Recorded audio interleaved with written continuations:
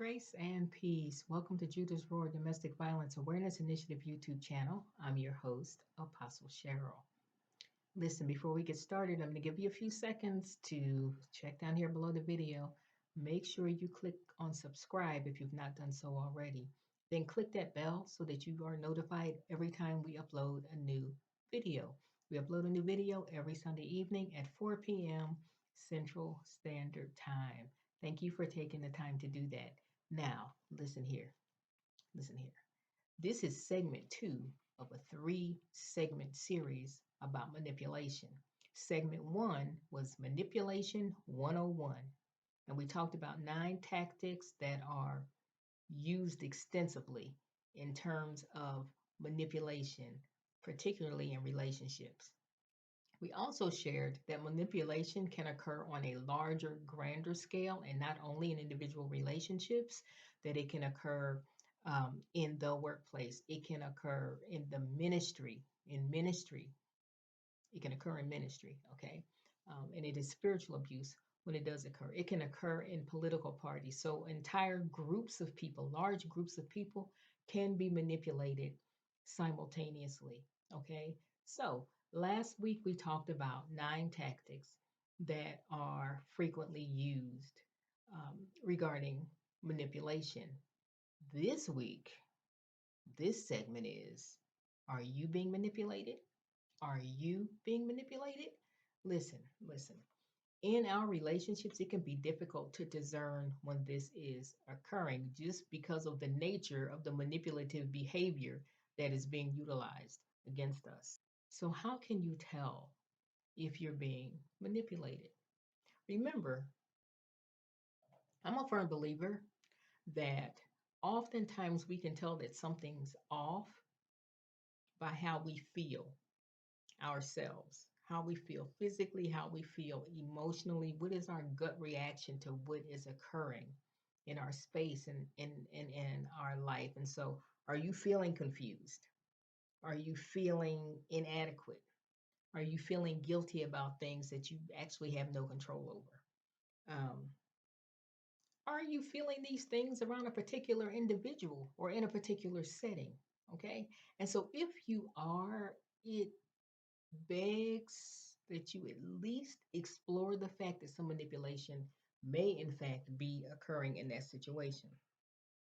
Now, over time, if the person or entity that is stirring these feelings in you of inadequacy and of guilt and anxiety and second guessing yourself, if they're really, really skilled, they'll have you focused on you and your shortcomings and overlooking their blatant attempts to control you all together. And this is a key component in domestic violence, okay?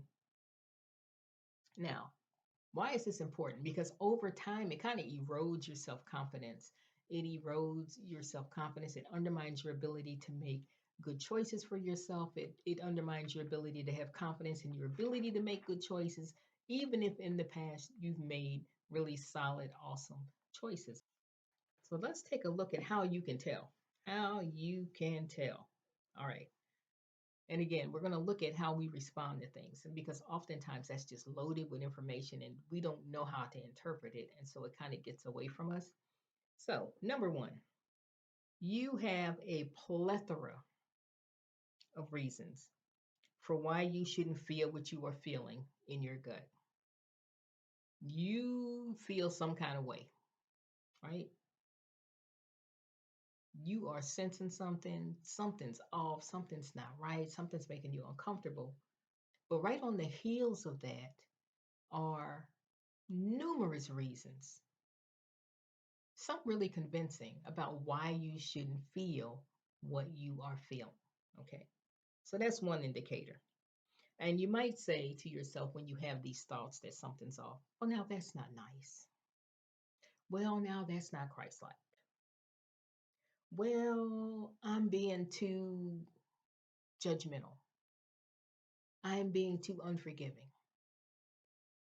For those of you of the household of faith, I should extend grace. Okay.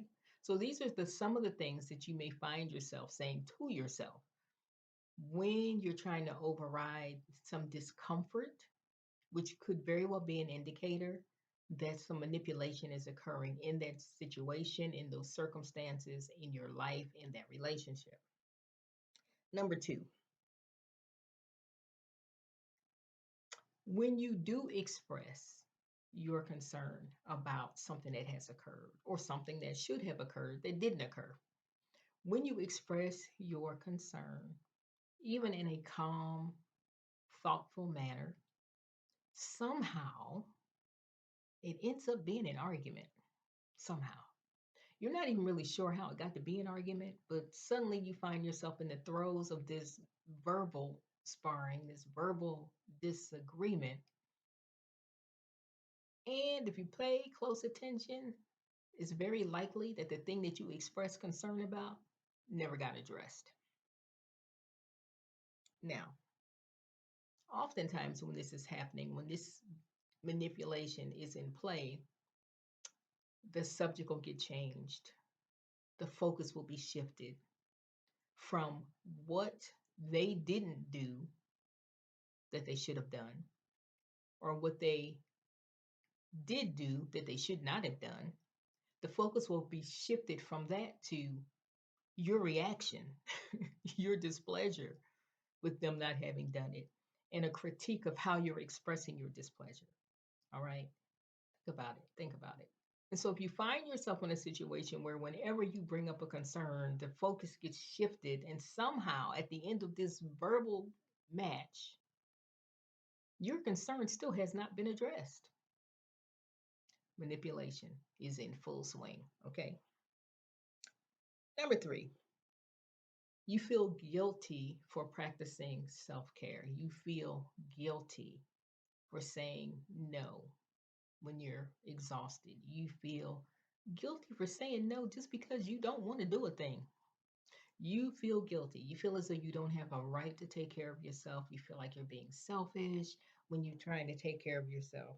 Um, and when you're dealing with someone who is using manipulation, they will cause you to feel guilty for not putting them first all of the time, ahead of yourself, even. Okay.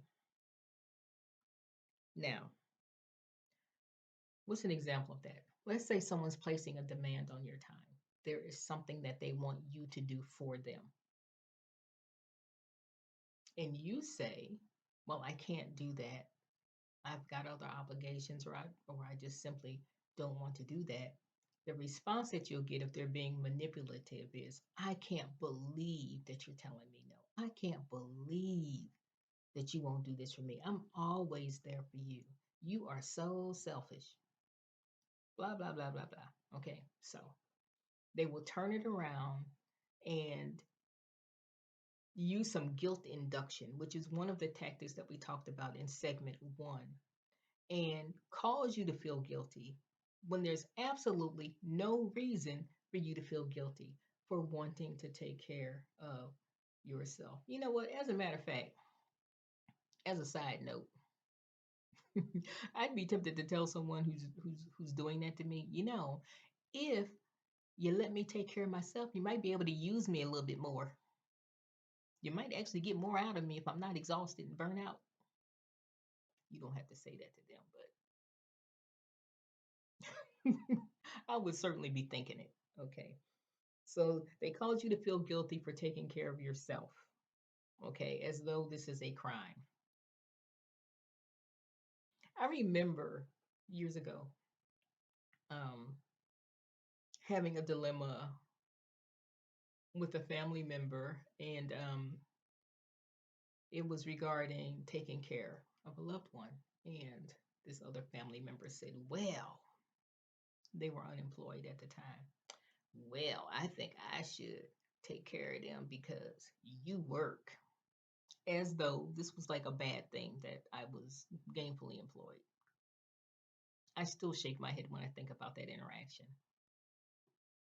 I'd grown to a place where I felt no need to respond. It was just that absurd. But really, like, I'm supposed to feel guilty because I have a job and somehow that makes me not an appropriate person to assist a loved one? Okay. So that's an example that just popped into my head. Okay.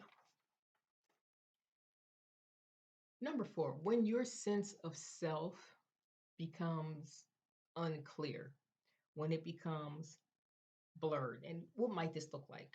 Totally adopting someone else's worldview, totally adopting their opinion, totally adopting all of their ideas, despite the fact that you don't like them, despite the fact that you wholeheartedly disagree with them, but embracing them, forcing yourself to lean into them because you want to avoid conflict or because you want to avoid tension. You want to avoid them being displeased with you somehow. Um, and this one can be very, very subtle. It's kind of hard to catch it at first. But over time, if you pay attention and you're always doing what they want to do, they're always placing this demand on you to do what they want to do. And they may even enact one of those other tactics that we talked about in segment 1. And you may get the silent treatment. You may get some passive aggressive foolery because you said no. Okay. If you want to spend time with them, it has to be doing what they want to do all the time. There's no give and take. There's no consideration for your desires, your wants, your needs, or whatever. And so when your sense of self becomes unclear, you can tell because you're never doing what brings you pleasure. You're never doing what makes you happy. It's always what the other person wants. Okay. Here's another one, walking on eggshells. This is very, very, very common in domestic violence relationships. This is all about avoidance for real. This is all about avoiding whatever happens at your address when you say no. Okay. Sometimes this is an intense reaction to a threat. If you do this, I'm going to do that. If you leave me, I'm going to hurt you. If you don't give me what I want, if you don't give me your paycheck, I'm going to call your employer and get you fired. Sometimes, though, it's not an intense reaction to an intense situation in real time. It is a hesitancy um, to even express what you want. It's a hesitancy to to act a certain way or to say certain things because it is frowned upon by the person who is manipulating you.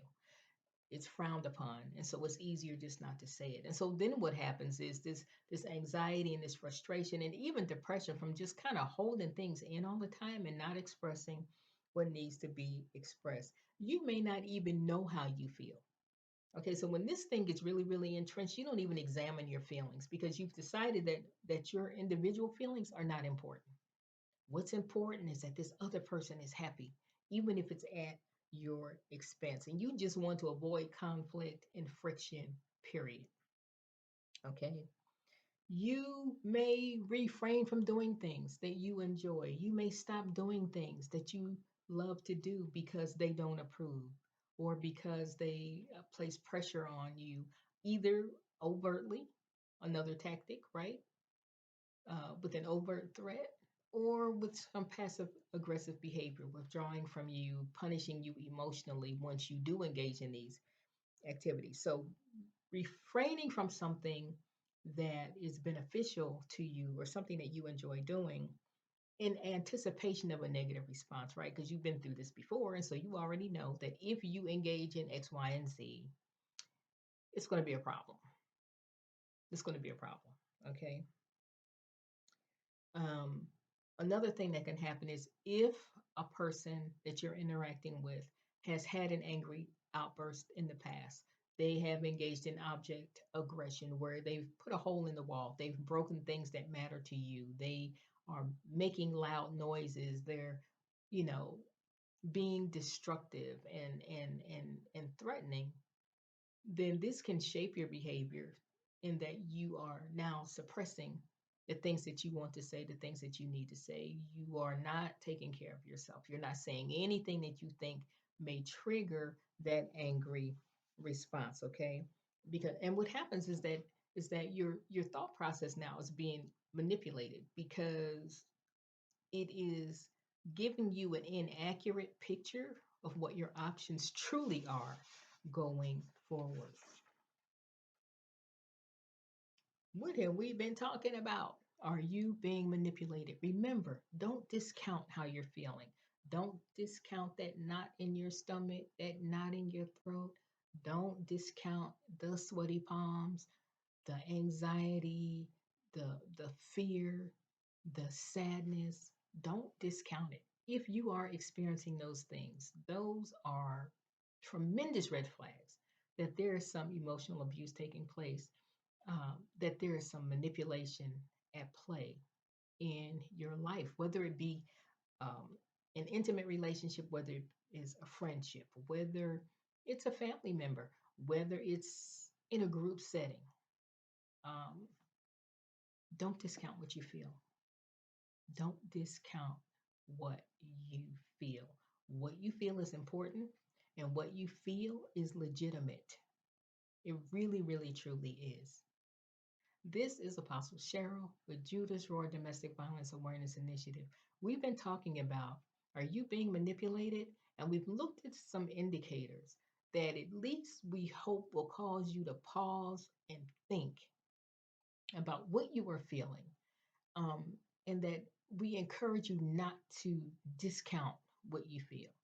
Don't discount your feelings. Oftentimes, our feelings are in response to something that we have discerned in our surroundings, in our relationships, and we just need to sit with it and identify, what is this that I'm feeling? Where is this coming from?